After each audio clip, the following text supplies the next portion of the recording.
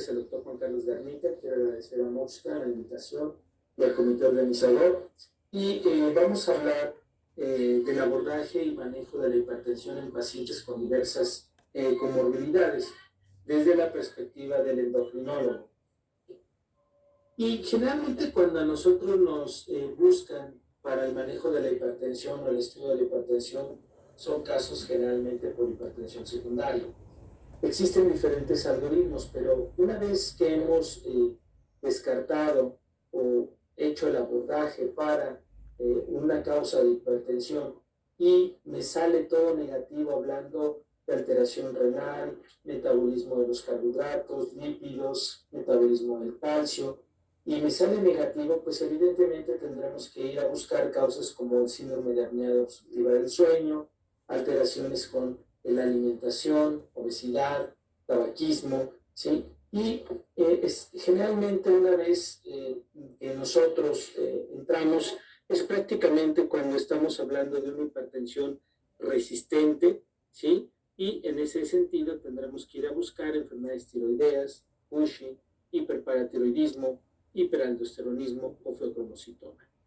Aquí quiero mostrarles prácticamente un análisis basado en los criterios del JNC7, que se hablaba que cuando el paciente tenía una hipertensión de moderada a severa, pues la prevalencia de hipertensión secundaria estaba en el 6.1% de los casos. Pero ustedes pueden observar cómo cuando se tiene un estadio 2, es decir, sistólica de 160 a 179 y diastólica de 100 a 109, esa prevalencia incrementa al 8%. Un estadio 3 de más de 180 de sistólica y más de 110 la diastólica, podrán observar cómo se va a una prevalencia del 13%. Y la hipertensión resistente, cuando tenemos 3 antihipertensivos dentro de los cuales está el diurético, podemos tener una prevalencia del 17 al 23%, y cuando hablamos de una hipertensión con un incidental adrenal, 2%, pero la apnea obstructiva del sueño se va hasta un 34%.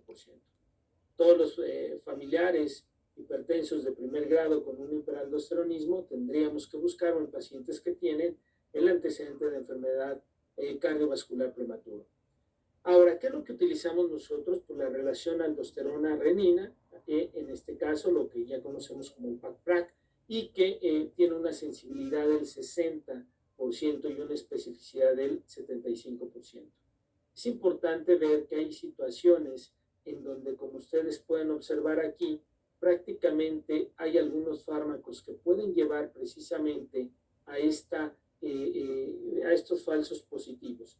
Y específicamente podemos ver como los beta bloqueadores, los agonistas centrales, algunos AINES, inhibidores de renina, el hecho de tener una premenopausia, edad avanzada, alteración renal o un pseudo hipoaldosteronismo tipo 2 nos darían falsos positivos. Pero también está el otro escenario donde tenemos falsos negativos, como son diuréticos que eliminen o ahorren potasio, los IECA, los ARA2, los hidropiridínicos, bloqueadores de calcio y también los inhibidores de renina, situaciones como la hipocalemia o bien el embarazo, la hipertensión renovascular y la hipertensión maligna.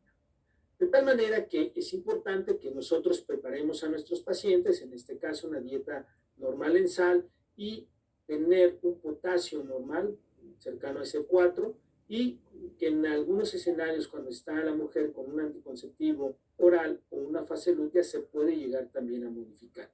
Esto se debe hacer en la mañana, debemos tener al paciente despierto al menos 2 horas, sentados durante 5 a 15 minutos, evitar que haya hemólisis o éstasis de la muestra y retirar los antagonistas del receptor de mineralocorticoide al menos 4 semanas antes, y algunos otros medicamentos que pudieran afectar el PAC-PRAC 2 semanas antes. Es importante no retrasar el abordaje y pues las opciones de tratamiento que tenemos para el retiro de esos fármacos, pues está el verapamilo, la hidralazina, prazosin, daxosin, terazosin. Aquí ustedes pueden ver las dosis que se pueden llegar a utilizar. En el caso del verapamilo, de 90 a 120 miligramos 2 veces al día. La hidralazina de 10 a 12.5 miligramos también 2 veces al día. Y el prazosin de 0.1 hasta 1 miligramo de 2 a 3 veces al día. Y en ocasiones se puede llegar a incrementar un poco más. Ahora, cuando hablamos de una hipertensión debido a un exceso de mineralocorticoides, ya habíamos comentado, es importante esta relación renina-aldosterona, y podemos tener que esté elevada, y cuando está elevada, pues nos vamos a la prueba confirmatoria, se administra la infusión de solución salina, y en caso de corroborarse, vamos a la búsqueda, a la localización. Para eso utilizamos evidentemente resonancia magnética, tomografía, y en caso de encontrar un adenoma adrenal, pues obviamente se hace un muestreo de vasos, y aquí vemos precisamente si hay lateralización, pues se va a un tratamiento con adrenalectomía, y si no hay lateralización, pues se piensa que es una hiperplasia, y en ese sentido hablaríamos de tratamiento con antagonistas del receptor de mineralocorticoide. Hay otras situaciones clínicamente que nos ayudan a sospechar de síndromes virilizantes, en donde podemos tener algunas hiperplasias suprarrenales y algunas situaciones un poquito más complejas. Vamos a pasar al feocromocitoma. Definitivamente el cuadro clínico tradicional, la diaforesis, las palpitaciones y esta hipertensión, paroxismos que puede llegar a tener el paciente, pues nos llevan precisamente a hacer la determinación de las metanefrinas en plasma o bien urinarias.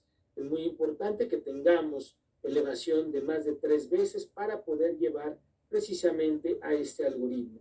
En el caso de las pruebas que se llegan a utilizar, pues tenemos como son la tomografía o la resonancia magnética, y si bien es cierto, anteriormente utilizábamos mucho el metayodo benzinoanidil, pues evidentemente ahora, pues con el PET es una opción mucho más cómoda, más sencilla y más fácil en ocasiones que medio contrastado. Y en algunos escenarios donde se sospecha que haya metástasis, pues también nos vamos con el PET o bien algún otro scan.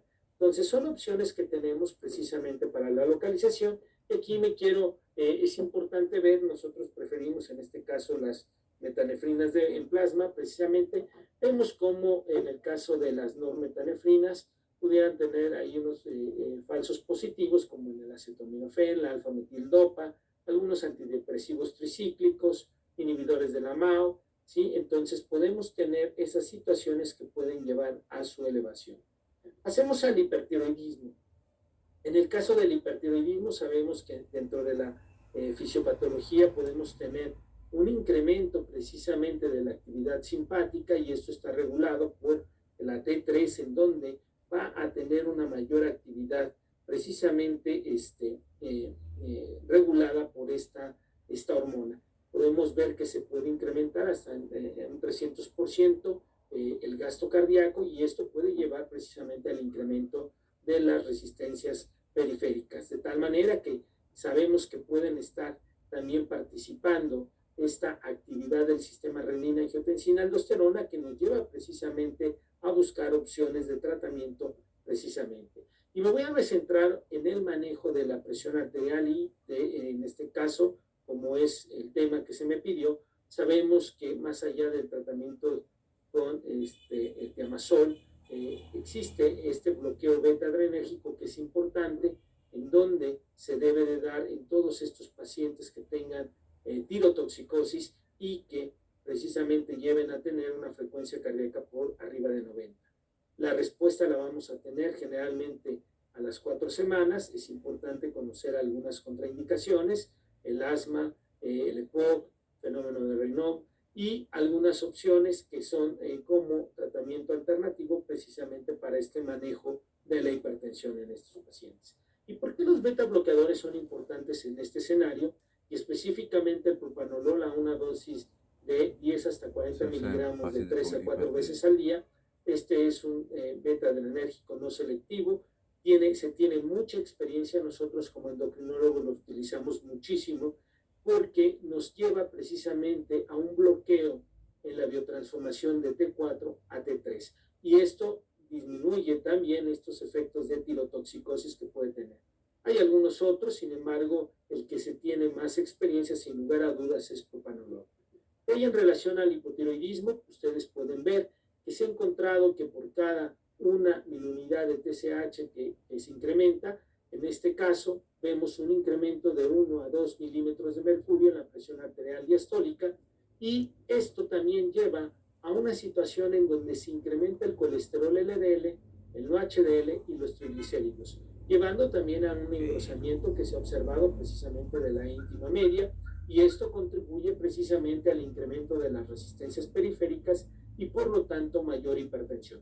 En el caso del hiperparatiroidismo, se encuentra hipertensión hasta en el 65% de los casos. Podemos tener una disminución del endotelio con una disminución del óxido nítrico, y esto de alguna manera también contribuye a una menor relajación del vaso. También podemos ver que con esta hipercalcemia nos puede llevar a un acortamiento del QT con, por tanto, presentación de algunas arritmias.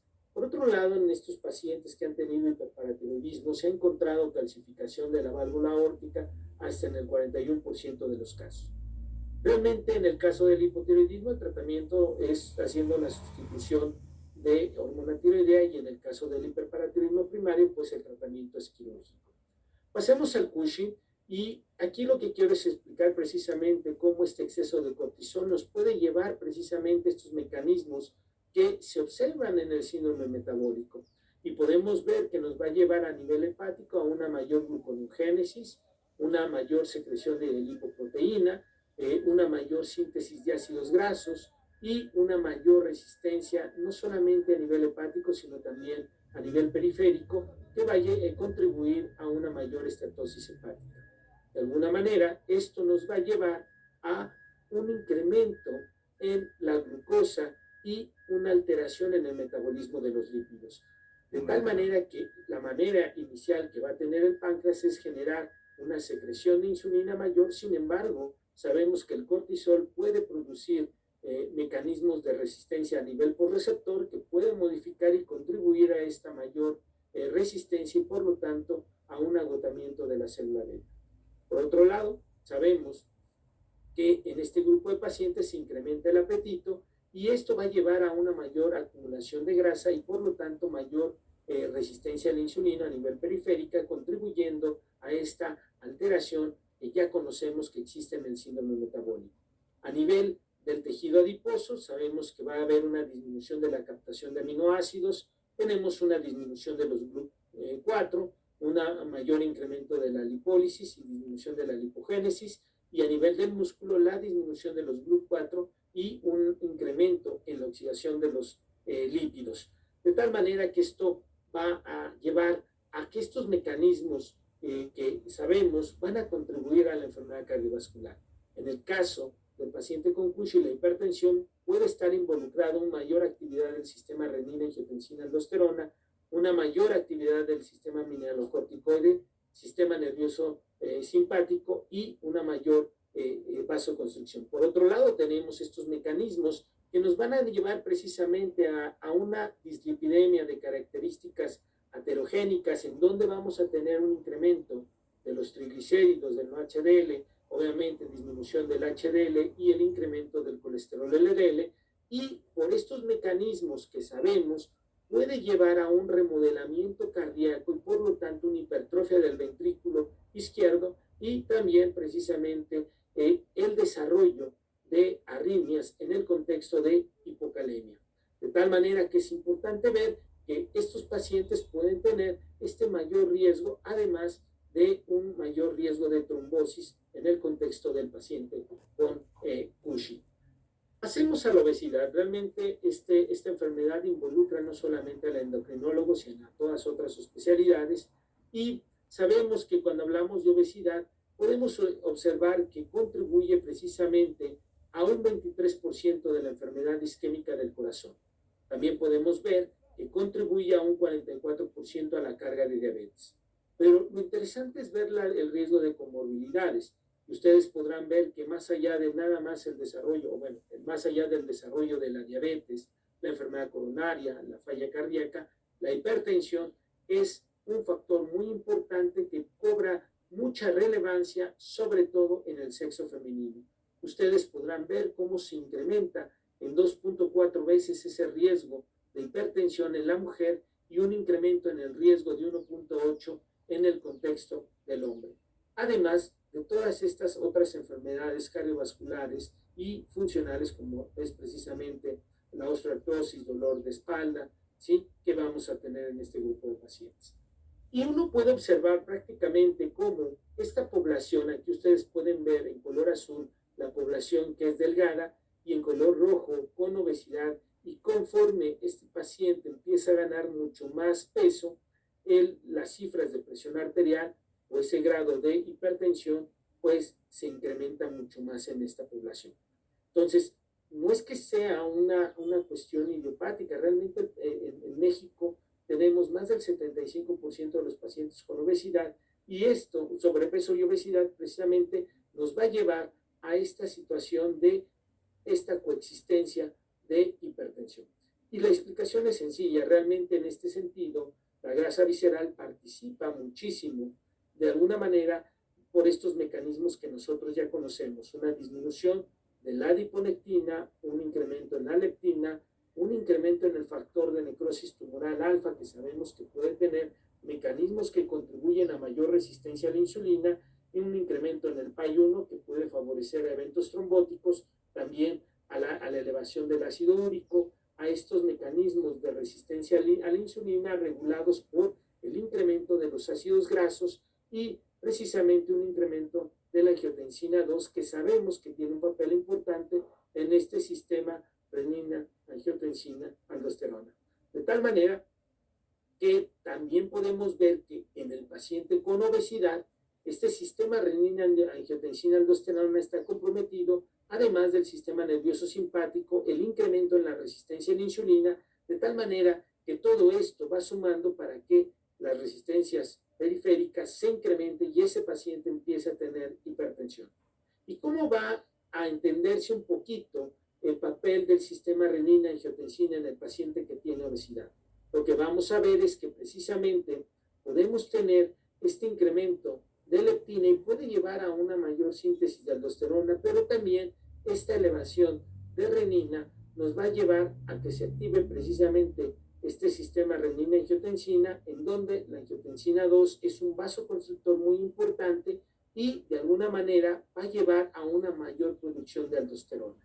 De tal manera que se va a activar el receptor de mineralocorticoide y de alguna manera hay otros mecanismos en donde pueden ustedes observar aquí claramente cómo se incrementan los radicales libres y precisamente una mayor actividad de estas factor de necrosis nuclear kappa, en donde podemos ver que contribuye a esta disfunción del endotelio. Pero algo bien interesante es ver precisamente que en el paciente que tiene obesidad existe una disminución de la 11-beta hidroxisteroide deshidrogenasa, que es la responsable de inactivar a ese cortisol. Y ya lo habíamos revisado, ese cortisol de alguna manera le va a llevar por la promiscuidad de los receptores esteroideos, en este caso de mineralocorticoides, a una mayor reabsorción de sodio y por lo tanto hipertensión, además del remodelamiento que está regulado precisamente por la aldosterona a nivel cardiovascular. ¿Y qué pasa con la obesidad visceral? Lo que vamos a ver es que va a haber una mayor actividad del sistema renina-angiotensina-aldosterona. Por eso es que los precisamente antihipertensivos que actúan a este nivel son una opción de tratamiento de primera línea en este grupo de pacientes. Precisamente podemos ver que va a haber una mayor absorción de sodio, puede favorecer este feedback a nivel de la mácula densa y por lo tanto, de alguna manera, podemos entender cómo hay esa vasodilatación a nivel renal contribuyendo a una mayor hiperfiltración del glomérulo. Esta hipertensión va a generar ese daño a nivel renal y sabemos que si falla el riñón puede comprometer el funcionamiento precisamente del paciente con estas características de obesidad. El problema es que el paciente con obesidad no está únicamente con esta enfermedad. Sabemos que puede tener otras anormalidades metabólicas, como son precisamente la hiperglucemia, la dislipidemia, la resistencia a la insulina y por lo tanto la disfunción del endotelio, este estado de inflamación de bajo grado y la lipotoxicidad. ¿Qué hay en relación a la hipertensión y diabetes? Aquí yo quiero mostrarles precisamente como en la encuesta nacional de medio camino se hablaba que la hipertensión era del 22.1%. Sin embargo, por el hecho de tener hipertensión, ustedes pueden observar cómo esto se iba hasta el 57.6%. Realmente la coexistencia de hipertensión en el paciente con diabetes es muy frecuente. Y esto, pues de alguna manera sabemos que la diabetes va a duplicar el riesgo cardiovascular. Para muerte coronaria se puede incrementar en 2.3 veces, para infarto al miocardio en 1.82 veces, para enfermedad cerebrovascular en 2.2 veces, de tipo isquémico, un 56% para el accidente cerebrovascular de tipo hemorrágico. Esto pues sabemos en un metaanálisis ya muy grande de más de 40 estudios donde se vio precisamente esta condición de que la diabetes incrementaba este riesgo. ¿Y qué hay en relación a la evidencia que se tiene en relación a las causas de mortalidad en México? Este estudio del doctor Alegre, ustedes pueden observar cómo pueden ver aquí claramente que la enfermedad renal y cardiovascular representan las principales causas de mortalidad. Y mucho esto, como estamos viendo, no es que la diabetes sea el único problema, el problema es también la coexistencia de la hipertensión. De ahí que con solo disminuir 10 milímetros de mercurio, nosotros podemos ver que hay una disminución de la mortalidad de todas las causas. A nivel microvascular también hay una disminución muy importante en la retinopatía, en la albuminuria y pues sobre todo también a nivel cardiovascular en la insuficiencia cardíaca y enfermedad cerebrovascular. ¿Qué dice la ADA en relación al manejo? Si bien es cierto, para mi gusto, la recomendación que hace para el manejo de la hipertensión como terapia combinada, es decir, este criterio de 160-100 se me hace muy elevado. Sabemos que a lo mejor iniciar con una terapia combinada puede resultar mucho mejor. Y vean aquí precisamente la importancia de hacer al momento del diagnóstico una relación albúmina-creatinina al azar. Y si el paciente tiene albuminuria, aquí se recomienda principalmente iniciar con un IECA, y si no hay un IECA, un ARA2. Y en este contexto, si el paciente va para terapia combinada, pues podemos dar precisamente, en este caso, uno que se vaya con un diurético o un bloqueador de canal de calcio. Entonces, de tal manera que aquí ustedes pueden observar prácticamente cómo, en este caso, el diurético tiazida es el que se puede combinar con un IECA. Ahora, de ver precisamente aquí, en este estudio en donde se da una intervención con la reducción de la presión arterial, en donde ustedes pueden ver precisamente que cuando hay una disminución, no solamente por debajo de 140 como tradicionalmente se había establecido durante mucho tiempo, sino más allá de menos de 130, sí existe una disminución precisamente en la progresión hacia la enfermedad renal. Esto es algo muy importante y parece ser que este concepto ha tomado cada vez más fortaleza para decir que tenemos que llevar una presión arterial en el paciente que vive con diabetes por debajo de 130. Pero además, esta situación no solamente se beneficia el riñón, sino que también ustedes pueden ver cómo llevarlo abajo de 130 sí disminuye los eventos cerebrovasculares de manera importante. ¿Y qué dice la AJA y la ICC en donde establece el paciente con diabetes menos de 130-80 y la Sociedad Europea de Hipertensión? Ellos mencionan una cercanía a 130 y por debajo de 80, pero más de 70. ¿Qué hay en relación a lo que se recomienda precisamente y que se cita en el ADA? Es el uso de IECAS. Sabemos que podemos ver que una vez que el paciente puede llegar a tener un evento cardiovascular, o bien sin el antecedente de tener este evento cardiovascular, pueden reducir, hay evidencia de cómo disminuye la mortalidad posterior a un infarto. Y quiero citar este estudio precisamente, el GISI-3, en donde son investigadores italianos, en donde utilizaron lisinopril después de 24 horas de haber tenido este evento cardiovascular, este infarto, y se fue evaluado a los 6 semanas y a los 6 meses en estos pacientes que tenían diabetes. Vemos aquí que el dar un IECA contribuye a mejorar la función del endotelio, la fibrinolisis y obviamente disminuyen, se ha visto que pueden llegar a disminuir también la resistencia a la insulina. Hay otro estudio, el estudio 3 con Trandolapril, en donde ustedes pueden ver cómo puede haber una disminución en este riesgo. Y vean este estudio GISI-3, en donde se da la intervención al momento de que llegan en las primeras 24 horas tras un infarto y se da en un brazo únicamente la nitroglicerina, en el otro lisinopril y la combinación de lisinopril con glicerina, nitroglicerina, y ustedes pueden ver cómo este beneficio en la reducción de la presión arterial se observa con lisinopril y lisinopril solo redujo la mortalidad en 12%. En este escenario, un paciente recién infartado, y cuando se dio en combinación con nitrato de glicerina, vemos una reducción del 17%.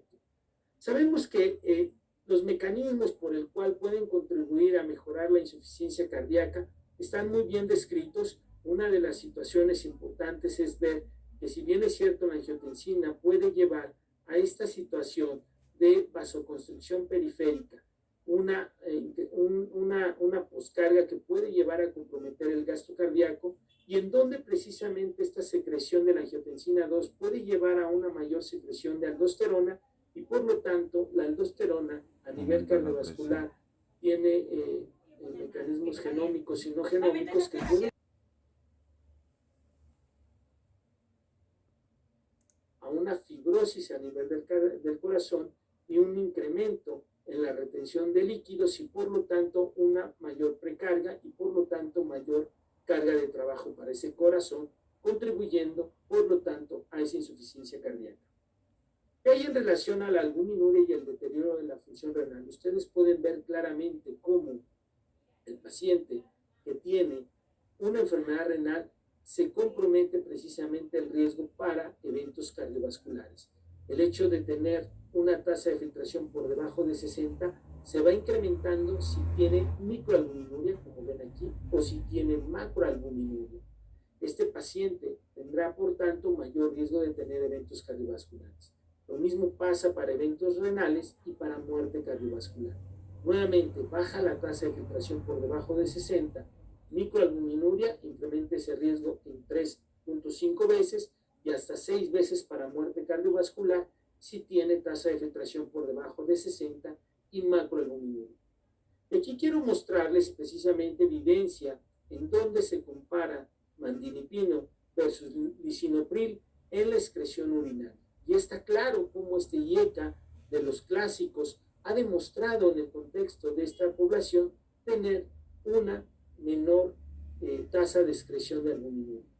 Cuando se compara precisamente con nifedipino, en otro estudio, pueden ver cómo hay una reducción en el riesgo de la progresión a macroalbuminuria de un 58%. Vemos que es mucho más potente que el nifedipino, de tal manera que es importante, y de ahí viene esta evidencia como con lisinopril, que es un antihipertensivo que tiene una vida media larga y que por lo tanto al durar 24 horas resulta ser interesante en este grupo de pacientes.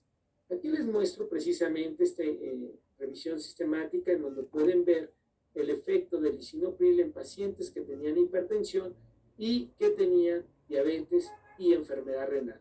Vemos cómo hacen un análisis en población que tiene diabetes tipo 1 y cómo la tasa de excreción de albuminuria disminuye con esta intervención, con lisinopril. Y en aquellos pacientes con diabetes tipo 2, la disminución puede ser del 47-35%, y cuando se compara precisamente con otros como el metoprolol, pues pueden ver ustedes claramente cómo es superior lisinopril. Cuando se da contra nifedipino, resulta también ser superior en esta reducción de la albuminuria. Entonces, veamos aquí prácticamente cómo ustedes pueden ver cuando se compara incluso con otros como ramipril, este beneficio se sigue observando, y vemos cómo cuando se compara con diltiazem podemos ver una mayor, o incluso atenolol, podemos ver una mayor reducción en la excreción de albuminuria. Entonces, resulta una opción muy interesante para este grupo de pacientes que tienen hipertensión y diabetes. Ahora les voy a presentar esta revisión nuevamente, en donde lo hacen en el contexto de pacientes que tienen diabetes, pero que tienen la presión arterial normal, pero que tienen albuninuria. Y en ese sentido, pueden ustedes observar cómo lisinopril mostró una reducción en la albuminuria del 75%. En este otro grupo, para este estudio, precisamente se puede observar cómo hay una reducción precisamente del 18% y que prácticamente en el contexto de microalbuminuria casi un 50%. Por otro lado, cuando vemos en comparación con nifedipino, podemos observar aquí una reducción del 65% y cuando lo hacemos precisamente en el contexto de pacientes con una diabetes tipo 2, una reducción de 53%. Estos que mostré aquí son pacientes que tienen diabetes tipo 1. De ahí vienen estas recomendaciones que ya conocemos y quiero citar que obviamente es importante que al paciente que está con hipertensión y con diabetes se recomiende que haga un monitoreo en casa. Se debe, una vez confirmada el diagnóstico de hipertensión, calcular el riesgo cardiovascular de mi paciente. Y si ese paciente tiene un riesgo cardiovascular por la calculadora de AJA de menos de 15%, ahí la meta, ellos recomiendan menos de 140 sobre 90. Y si un paciente tiene un riesgo cardiovascular de más de 15 a 10 años, la meta tiene que ser mucho más estricta, siendo de 130-80. Entonces, aquí es muy importante ver que las recomendaciones van con los IECAS en primer lugar, o ARA2, o bien los diuréticos tipo tiazida, los bloqueadores de calcio, los dihidropiridínicos, y que estos son los que han demostrado disminuir la mortalidad cardiovascular y los eventos cardiovasculares en pacientes con diabetes. Y en el contexto de que el paciente tiene una relación albúmina-creatinina mayor de 300, ahí se va con una recomendación A, y si tiene entre 30 y 299 miligramos por gramo de albuminuria, vemos aquí una recomendación B. Es importante que nosotros monitoremos el potasio y la tasa de filtración en este grupo de pacientes y que evidentemente si el paciente tiene una presión arterial de 120-80 con diabetes, siempre reforzar esos cambios de vida, favoreciendo la pérdida de peso. De tal manera, para concluir, la hipertensión secundaria representa del 10 al 15% de los casos de hipertensión, el hiperaldosteronismo primario, el feocromocitoma y el síndrome de Cushing son las principales causas de hipertensión endócrina. La sospecha clínica de las secundarias, la sospecha clínica y el conocer las pruebas confirmatorias es indispensable para poder llevar a cabo un buen abordaje diagnóstico. Y sabemos que en algunos casos esta hipertensión puede llegar a ser curable. Y finalmente, la diabetes representa, sabemos que un factor de riesgo independiente para enfermedad cardiovascular. Sin embargo, el hecho de tener hipertensión y diabetes me va a duplicar ese riesgo de morbimortalidad. Los IECAS, como hemos visto, han demostrado disminuir el riesgo cardiovascular, la mortalidad cardiovascular y lograr también nefroprotección. Sabemos que existen algunos otros factores en el paciente que vive con diabetes, como son la dislipidemia, la adiposidad visceral, la hiperglucemia per se y la disfunción renal, y que todas estas van a contribuir a incrementar este riesgo cardiovascular. Todo paciente con diabetes requiere de esta evaluación y ante los números catastróficos que tenemos, es importante un manejo multidisciplinario en el paciente que vive con diabetes. Muchísimas gracias y quedo pendiente para la sesión. ¿Qué tal? Ya estamos aquí nuevamente en esta sección de preguntas y respuestas y ya está con nosotros el doctor Juan Carlos Garnica. Hola, doctor, ¿cómo está? Hola, buenas tardes, doctora Mónica. Agradezco la invitación. Bastante bien, aquí listo para la sesión de preguntas y respuestas. Ay, qué amable, doctor. Muchísimas gracias y el gusto es de nosotros. Doctor, bueno, comenzamos. Nos preguntan, ¿es frecuente que pacientes con síndrome de Hashimoto puedan presentar hipertensión? Y si es así, en promedio o a los cuántos años se ubica el paciente que se presenta con este síndrome? Sí, claro, en la tiroiditis de Hashimoto podemos ver que pues un 20-30% pudiera tener esta elevación de las cifras de presión arterial cuando está descontrolado. Esto es bien importante. Cuando está descontrolado es ahí donde vamos a tener sobre todo una elevación de la presión arterial diastólica. Y en este sentido es importante que nosotros identifiquemos esto. Obviamente es mucho mayor, pudiendo ser más alto la prevalencia, está un 50%, en aquellos que tienen más de 65 años. Esto, obviamente, conforme la edad se va incrementando, esta prevalencia de hipertensión es mucho mayor y muchos de ellos pueden tener ya una hipertensión de base.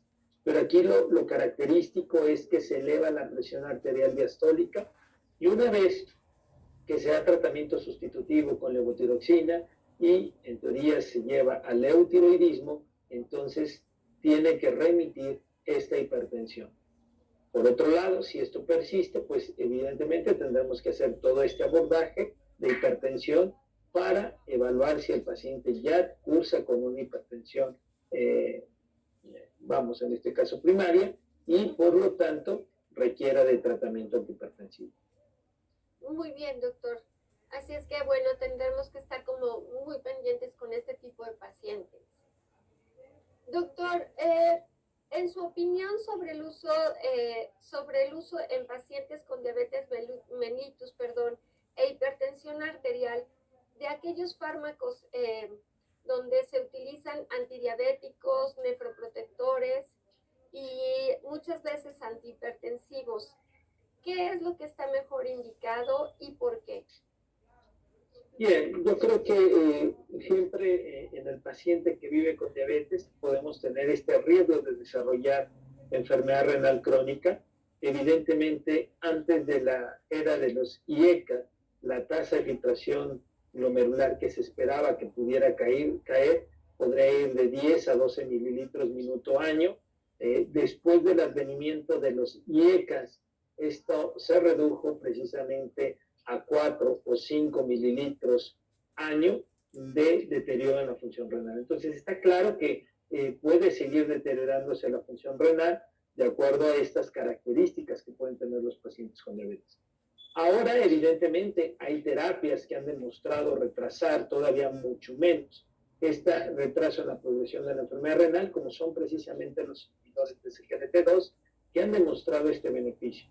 Ahora, ¿qué hay en el contexto de los pacientes con hipertensión? Los IECA son los que tienen en este caso, como lisinopril, es una de estas terapias que ha sido evaluada en este escenario de paciente con diabetes e hipertensión y que ha mostrado retrasar la progresión de la enfermedad renal. Eso es súper importante tenerlo en consideración. Muy bien, doctor, gracias, así será. Doctor, pacientes que están debutando con hipotiroidismo y que además se agrega hipertensión.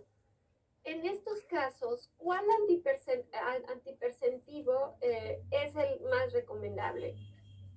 Como he comentado, es muy importante que primero, antes de soltar un antihipertensivo en este paciente que está descontrolado, hay pacientes que pueden llegar a tener un hipotiroidismo muy severo y entonces tener esta elevación de las resistencias vasculares. Entonces, lo ideal es primero hacer la sustitución de la hormona tiroidea con la levotiroxina y una vez que se ha logrado esta sustitución, recordemos que para el diagnóstico de hipertensión se requieren 2 determinaciones. Entonces, la estrategia pudiera ser que el paciente haga un monitoreo ambulatorio de su presión arterial y que en la siguiente consulta nosotros podamos evaluar si efectivamente esas cifras de presión arterial están arriba de 135, de 140 de presión arterial, ya que en el monitoreo uno esperaría en todo momento tener menos de 130, 135 de la sistólica, menos de 80 de la diastólica, en este caso como monitoreo ambulatorio. Entonces, utilicemos esta herramienta del monitoreo para poder ver una vez que se ha logrado la sustitución con levotiroxina, si el paciente persiste con hipertensión o ya normalizó las cifras de presión arterial. Así es, doctor. Muy bien. Doctor, nos preguntan si aumentar la frecuencia en las tomas de las dosis de medicamentos antihipertensivos, ¿podemos traducirla como que esto es un mejor control de la hipertensión? No, yo creo que algo que hemos aprendido, y no solamente con hipertensión, sino con diabetes, con todas las terapias, es que anteriormente la vida media de las terapias pues eran de cada 8 horas las tomas o cada 12 horas, y esto implicaba que el paciente tuviera que estar tomando los medicamentos con una frecuencia mucho mayor, y esto se sabe actualmente que el número de tomas se asocia con una menor adherencia al tratamiento. De tal manera que ahora el tener antihipertensivos, como en el caso de IECAS o bien algunos ARA, que pueden ser de una vez al día, en este caso lisinopril específicamente, es de una sola toma al día, comparado con, por ejemplo, captopril, que tiene que ser de tomas 2 veces al día o incluso hasta 3 veces al día por la vida media que tiene. Entonces, si yo tengo un fármaco que me dura 24 horas y hago que mi paciente salga de casa con esta toma, puedo favorecer esa adherencia y evidentemente mejorar el control a lo largo de todo el día. Entonces, vayamos con los que tengan una vida media mucho mayor y que son nada más de una toma al día. Creo que esto garantiza un mejor control sin estar incrementando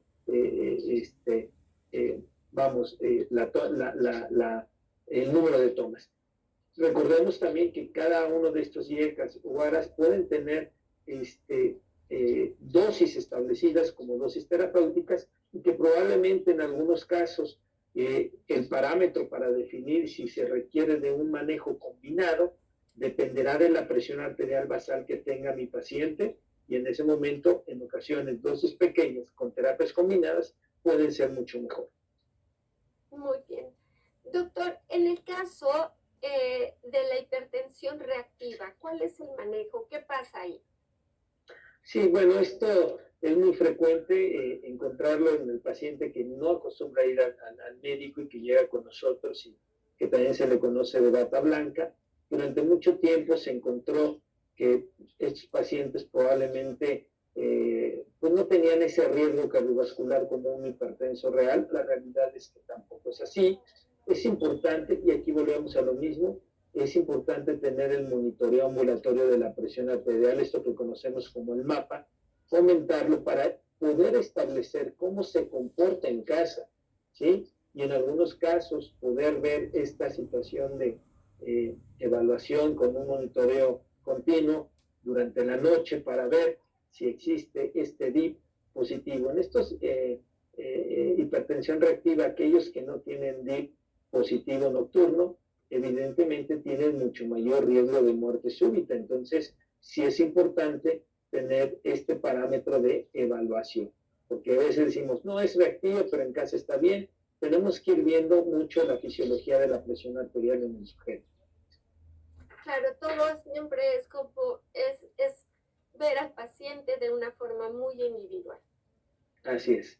Muy bien. Doctor, nos preguntan si pudiera haber una causa endocrina en aquellos pacientes con hipertensión descontrolada. Nos dan un ejemplo, es un masculino de 29 años y es hipertenso desde hace 2 años, con un manejo con antihipertensivos ARA, y además se agrega diurético y con datos de bajo gasto cardíaco, con cifras inferiores de 180 y 110 de presión arterial. ¿Puede haber en esto alguna causa endocrina? Sí, definitivamente un paciente joven es indicativo de buscar causas secundarias, o sea, no lo dejaría únicamente como endocrina. Tendríamos que buscar causa renal, causa endocrina. En un paciente joven esto me obliga, obviamente esas cifras de presión arterial que están refiriendo, la probabilidad de que sea una hipertensión de origen secundario se incrementa todavía más. Y el tener estos tratamientos, en este caso, una terapia combinada, bueno, para poder llamar, es muy poco probable que se agregue un tercer fármaco partiendo de 180, 110 como me refiere, pueda llevarlo a esa meta de control. No me va a llevar un fármaco a reducir 40 milímetros de mercurio como terapia de adición en tercera línea. Es muy probablemente este paciente una hipertensión secundaria y por lo tanto deberá de ser evaluado. Aquí en este caso debe de ser inicialmente enviado a medicina interna para que haga el abordaje de la hipertensión y de esta manera, una vez que se hace el escrutinio, se ha derivado hacia endocrino o hacia nefro como de las principales causas de hipertensión secundaria. Muy bien, doctor. Doctor, nos encontramos a veces con hipertensiones asistólicas aisladas. En estos casos, los calcioantagonistas o los diuréticos de ácido son la mejor opción para el tratamiento. Sí, diría que empezarían con los calcioantagonistas cuando tienen hipertensión sistólica aislada. Es una excelente opción. Esto lo vemos en los adultos mayores. Obviamente, el grado de aterosclerosis puede generar precisamente esa calcificación de las arterias que se presente como una hipertensión aislada. No utilizaría, y es importante decir, tiazida-like, probablemente son los que hayan demostrado un poquito más de potencia y efectividad en ese sentido. Sin embargo, sí es importante que tenga su evaluación clínica, porque estos pacientes pueden tener mayor riesgo de muerte cardiovascular. Muy bien, doctor. Y bueno, doctor, pues siempre estamos pendientes con el síndrome metabólico. ¿Cómo podemos evaluar la nefroprotección utilizando este tipo de fármacos en un paciente con este síndrome? Bien, es muy importante entender que los IECAS no deben de ser utilizados si no hay hipertensión y si no hay albuminuria. Evidentemente, hablar de protecciones en aquel paciente que tiene hipertensión, pues evidentemente voy a prevenir el deterioro de la función renal. Y en el paciente que tiene albuminuria, voy a prevenir el deterioro en la función renal, ya que se ha visto que un paciente que tiene albuminuria tiene hasta 35% de riesgo de progresar a enfermedad renal terminal a 5 años. Entonces, esa es la prevención que tendré que dar. Es ahí donde sí puedo indicar esta terapia. Muy bien, doctor. Muchísimas gracias, doctor. Le agradecemos mucho su presencia el día de hoy. Muchísimas gracias.